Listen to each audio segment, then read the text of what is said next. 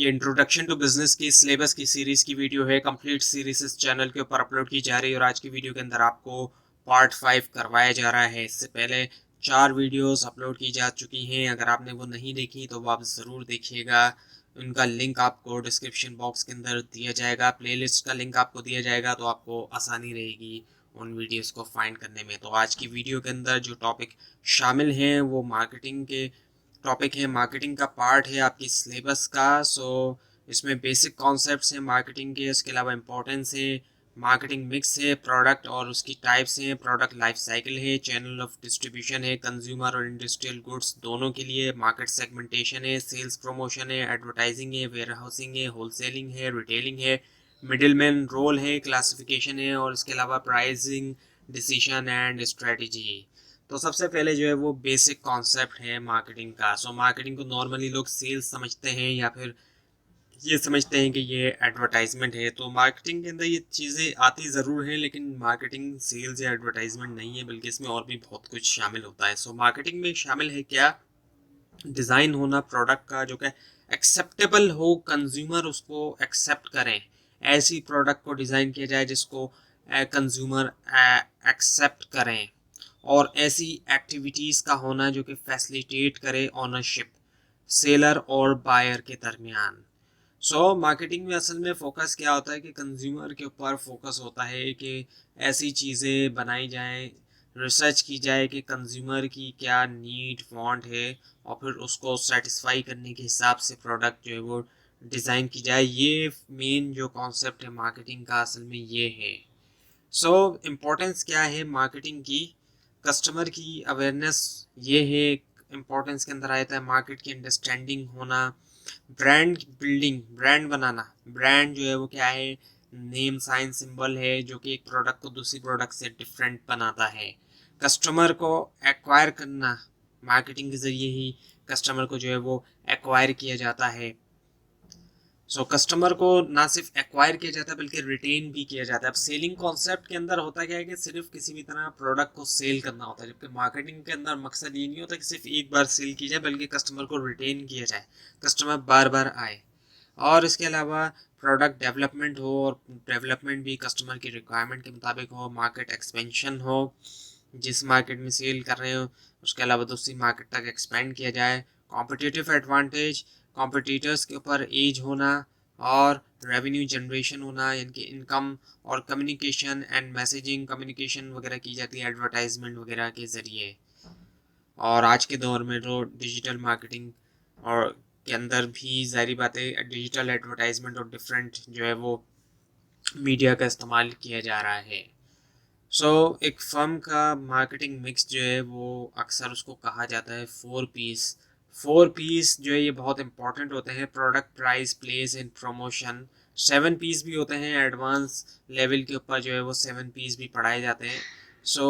Product, price and place and promotion, ये 4 piece हैं जिसको मार्केटिंग मिक्स जो है वो कहा जाता है। अगर मार्केटिंग मिक्स से रिलेटेड कोई क्वेश्चन आता है तो इसका मतलब यही 4 पीस होते हैं। जिसमें पहला है प्रोडक्ट। सो प्रोडक्ट क्या है, गुड, सर्विस या आइडिया जो कि मार्केट किया जाता है इसको ताकि फिल किया जाए कंज्यूमर की वांट और नीड। प्रोडक्ट इसीलिए ऑफर की जाती है ताकि कंज्यूमर की जो भी नीड और वांट है उसको पूरा किया जा सके। इम्प्रूव करना एग्जिस्टिंग प्रोडक्ट और डेवलप करना न्यू प्रोडक्ट, ये जो है मार्केटर के जो है मोस्ट इम्पॉर्टेंट टास्क में से होता है कि जो भी प्रोडक्ट कंपनी के पास है उसको इम्प्रूव किया जाए और नई प्रोडक्ट जो है वो डेवलप की जाए। और फिर है प्रोडक्ट डिफ्रेंसिएशन। अब अच्छा, प्रोडक्ट के अंदर ही प्रोडक्ट डिफ्रेंसिएशन है, ये कोई अलग से पी नहीं है बल्कि प्रोडक्ट डिफ्रेंसिएशन। क्रिएशन होना एक प्रोडक्ट की या फिर प्रोडक्ट इमेज जो कि डिफर करे एग्जिस्टिंग प्रोडक्ट से ताकि अट्रैक्ट किया जाए कंज्यूमर्स को। डिफ्रेंसिएशन जो है वो सोर्स होता है कॉम्पिटिटिव एज का, कॉम्पिटिटर्स के मुकाबले में जो एज मिलता है, डिफ्रेंसिएशन जो है उसका सोर्स है। कॉम्बिनेशन होना फिजिकल गुड्स की और सर्विसेज की, ये भी सोर्स हो सकता है डिफ्रेंसिएशन का, यानी कि फिजिकल गुड्स और सर्विस दोनों को कंबाइन कर दिया जाए, ये भी डिफ्रेंसिएशन का सोर्स हो सकता है। उसके बाद है फिर प्राइसिंग, सिलेक्ट करना एक ज़्यादा अप्रोप्राइट प्राइस, यानी कि कौन सी प्राइस सही है जिसके ऊपर प्रोडक्ट को बेचा जाए। लोअर प्राइस अगर रखे जाते हैं जनरली उससे हाई वॉल्यूम की सेल मिलती है, जबकि हाई प्राइसेस से जनरली तौर पे हाई प्रॉफिट्स मिलते हैं पर यूनिट्स के हिसाब से।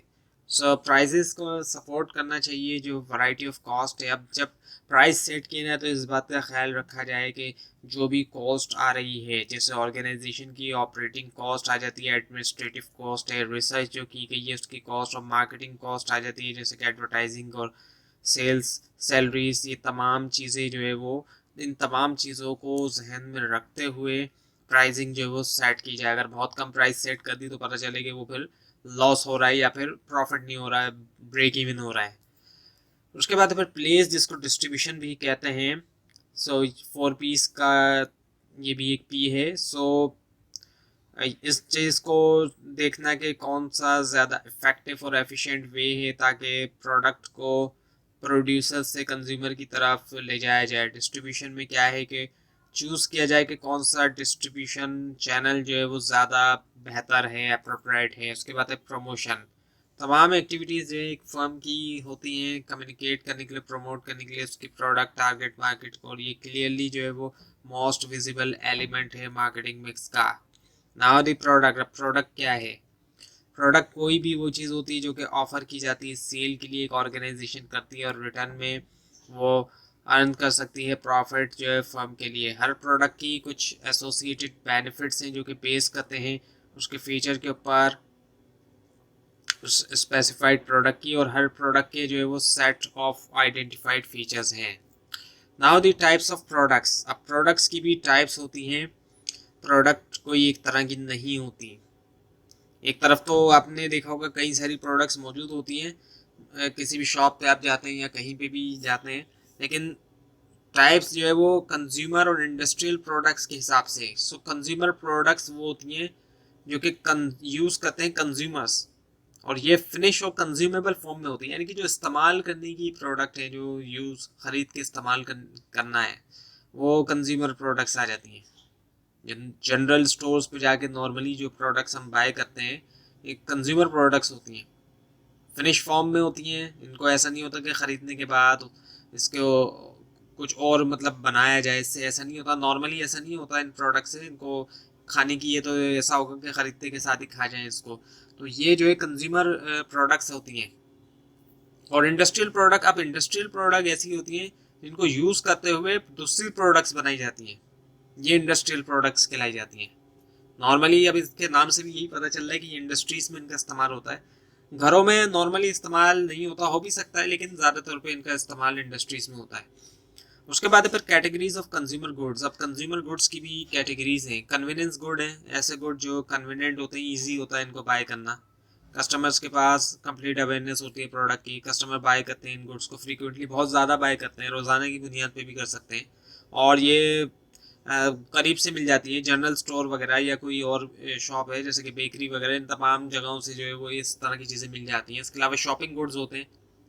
अब इसके लिए कंज्यूमर जो है ज़रा थोड़ा आगे पीछे थोड़ा जाते हैं, मतलब घूमते हैं इसके लिए थोड़ा, ताकि इन गुड्स को हासिल करें। कुछ रिसर्च करते हैं इन गुड्स के हवाले से, और क्वालिटी इनकी स्टैंडर्डाइज नहीं होती और प्राइस भी स्टैंडर्डाइज नहीं होते, यानी कि क्वालिटी में फ़र्क आता है। एक से दूसरी जगह जाते हैं तो वहाँ क्वालिटी में भी फ़र्क मिलता है और प्राइजेस में भी फ़र्क मिलता है। और उसके बाद स्पेशलिटी गुड्स आए थे। अब ये ऐसे गुड्स होते हैं जिनकी कस्टमर की स्ट्रॉन्ग ब्रांड लॉयल्टी होती है, और कस्टमर्स जो है वो बहुत ज़्यादा क्वालिटी, स्टेटस और स्टैंडर्ड के बारे में कॉन्शियस होते हैं इन प्रोडक्ट के हवाले से। सो इंडस्ट्रियल गुड्स की जो कैटेगरीज हैं उसमें कैपिटल आइटम्स आए थे। ये कैपिटल गुड्स हैं, लॉन्ग लिव्ड और एक्सपेंसिव आइटम्स हैं। कभी कभी कॉपीराइट्स भी परचेज किए जाते हैं। इसके अलावा एक्सपेंस आइटम होते हैं, और इसमें क्या है, रॉ मटेरियल है, कुछ यूटिलिटी आइटम, ऑयल, ग्रीस, और कुछ टूल जो कि यूज़ होते हैं ऑपरेशन में। उसके बाद प्रोडक्ट लाइफ साइकिल का। हर प्रोडक्ट की लाइफ साइकिल होती है जो कि जिससे गुजरती है वो प्रोडक्ट। सबसे पहले इंट्रोडक्शन स्टेज आता है जब इंट्रोड्यूस करवाया जाता है, फिर उसके बाद उसकी ग्रोथ होती है, फिर मेच्योरिटी एक आ जाती है, और आखिर में जाके फिर वो डिक्लाइन होने शुरू हो जाती है, गिरना शुरू हो जाती है प्रोडक्ट। उसके बाद फिर distribution of consumer products.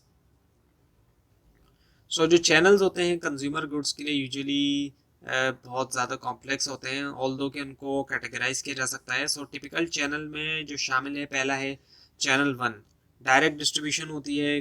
Consumer products की डायरेक्टली उनको डिस्ट्रीब्यूट किया जाता है। इसकी एग्जांपल के अंदर हम ले तो ब्रश वगैरह ले सकते हैं हम। और चैनल 2 है अगर, जिसमें रिटेल डिस्ट्रीब्यूशन होती है कंज्यूमर गुड्स की, जैसे कि लेविस इसकी एग्जांपल अगर हम ले लें। और होलसेल डिस्ट्रीब्यूशन होती है, जो होलसेलर वगैरह हैं। सो एग्जांपल ली जाए इसकी तो कॉम्बिनेशन, कन्वीनियंस स्टोर वगैरह। और चौथी है डिस्ट्रीब्यूशन थ्रू सेल्स एजेंट और ब्रोकर, यानी कि कंपनी के पास कोई एजेंट वगैरह होता है, फॉर एग्जांपल के फूड ब्रोकर हैं, ट्रेवल एजेंट हैं या रियल्टर वगैरह हैं। और उसके अलावा distribution by agents to consumers and businesses, यानी कि एजेंट के ज़रिए कंज्यूमर्स और बिजनेसेस को किया जाता है, जैसे कि कुछ ट्रैवल एजेंसीज वगैरह होती हैं। सो जो चैनल 5 है differs from other channel with दूसरे चैनल से कुछ दो तरीकों में जो है वो डिफ़र करता है, यानी कि मुख्तलिफ है। इसमें जो है वो शामिल है एक agent as a sole intermediary, और ये डिस्ट्रीब्यूट करता है दोनों को, कंज्यूमर्स को भी और जो बिजनेस कस्टमर्स होते हैं उनको भी।